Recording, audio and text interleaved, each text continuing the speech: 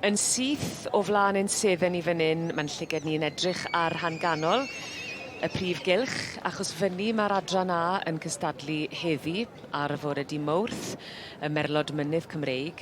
I ni di symud lan mewn oedran, yr ebolion dyflwydd ddod, Mrs Julie Perrins sydd yn beirniadu'r gystadleuaeth yna, yn edrych yn smart iawn, yn ei het ddi, yn cael golwg graff ar yr ebolion.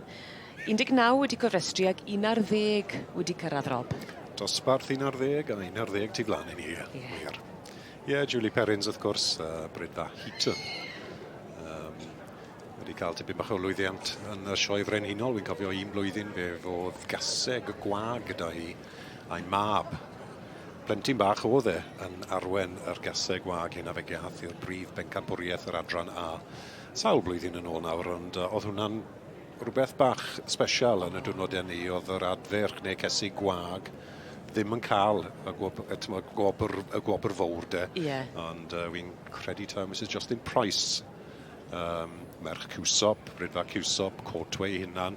Hi oedd yn berniadu a fe gath y gasau gwag hyn yr prif bencampwriaeth. Oedd hwnna'n tipyn o gamp ar y diwrnod na, yn y blwyddyn na, yn y blynyddau na de. Ydi aros yn dyfeddol di. A mae'r het i ffwrdd. Mae yna benderfyniad wedi wneud. Byddwn ni'n cael gwybod pwy sy'n ennill gyda'r ebolion dyflwydd ddod. Four Oaks Skyfall. Rhys Freeman, Four Oaks Skyfall i Rhys Freeman. Yr i fagu tu flaen i ni nawr. Gyda Mr Burns. Yn yr ail safle wedyn ni, mae gyda ni Ilar Denver. I Owen, wrth gwrs, oedd gyda ni'n gynharach. Wedi mynd ar ail wobr. Gadle fynd a oedd hwnna'n benderfyniad dad. Allan o'r march waxwing flypast a'r gaseg waxwing dainty diner. Dyma Rhys fan hyn. Bydd rhaid i gael parti bach i Owen wedyn fydd, pan ddaw yn ôl. Fe geith e barti, wy'n siŵr o'n i ar enillydd. Yr dosbarth ar Ebol 2 flwydd. Cael ei fagu wrth y march Four Oaks Carfel ac allan o Thistledown, Skylark. Ac oedd siarad o Owen am i hoffter o adran A, achos dyna beth mae'n cadw, a'r rhinweddau sy'n perthyn i'r adran arbennig yma, i cryfder nhw, i caledu nhw mewn ffordd. Odi, mae hwnna i gyd o wir, ond ni'n gweld ti flaen i, mae rhywbeth bach pert y byddu'r Ponies hefyd.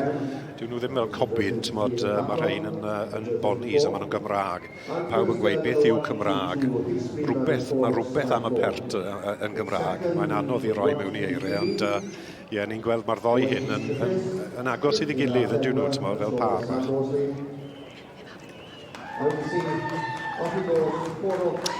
A dyma ni, Four Oaks Skyfall, yn dangos i ddoniau o flaen yr eisteddle, gan mai fe sydd wedi dod i'r brig fel ebol dyflwydd ddod buddigol fan hyn ar ddi Mawrth yn y Sioe Fawr. Yn